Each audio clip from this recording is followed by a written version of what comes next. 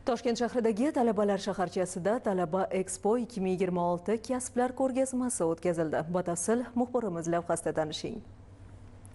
Talaba Expo 2026. Talabalar shaharchasida 2 kun davom etgan ushbu ko'rgazmada minglab yoshlar, oliy ta'lim tashkilotlari, investorlar hamda davlat va nodavlat tashkilotlari vakillari birlashishdi. Mazkur ko'rgazma yoshlarning bandligini ta'minlash, ularning kasbiy rivojlanishiga ko'maklashish, mehnat bozoridagi mavjud imkoniyatlar bilan yaqindan tanishtirish hamda tadbirkorlik tashabbuslarini qo'llab-quvvatlash maqsadida tashkil etildi.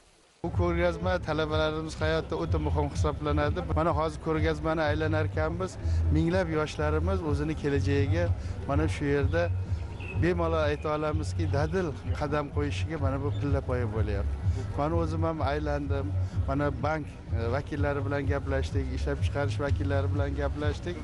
Hammasi ham mana shu talabalarimizni qiziqishlaridan, talabalarimizni o'zini kelajagiga befarqmasligidan mana berilgan savollar, o'tkazilayotgan mana o'zaro muloqotlar hammasi mana shuni ko'rsatyapti. Kelajakka qadam dasturiy ta'minoti ham mana amalga oshirilganki, har bir ko'rgazmani oldida mana shu QR kod orqali har bir talaba o'zi ro'yxatdan o'tish imkoniyatiga ega. 400 dan oshiq mana shu bank, ishlab chiqarish korxonalarini ro'yxati turibdiki, ana shu ro'yxatdan o'tganingizdan keyin mana shu dasturiy ta'minot orqali har bir talaba bilan ular to'g'ridan-to'g'ri muloqotga chiqib, ish bilan ta'minlash bo'yicha yana tegishli bir savollarni berishyapti va yakunida ishga qabul qilinganligi to'g'risida ijobiy xulosa berilyapti.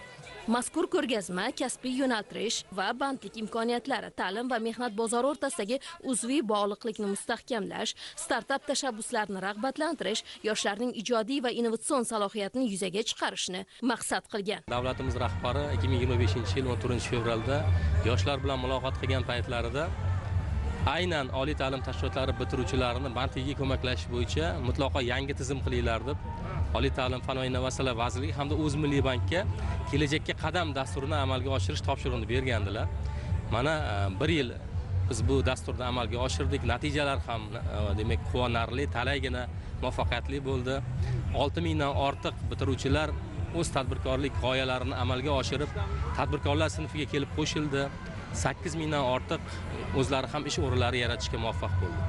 Mana joriy yilda 24-fevral kuni prezidentimiz yoshlar bilan muloqot chog'ida kelajakka qadam dasturiga ikkinchi bosqichiga start berdilar. Bu maqsadda yana qo'shimcha 100 million AQSh dollari ekvivalentidagi mablag' ajratildi. Tadbirkorlikka ilk qadam qo'yayotgan bitiruvchilar uchun demak foiz stavkalari avvalgidan 18% dan 15% ga tushirildi. Bu albatta quvonarli holat bo'ldi talabalarga.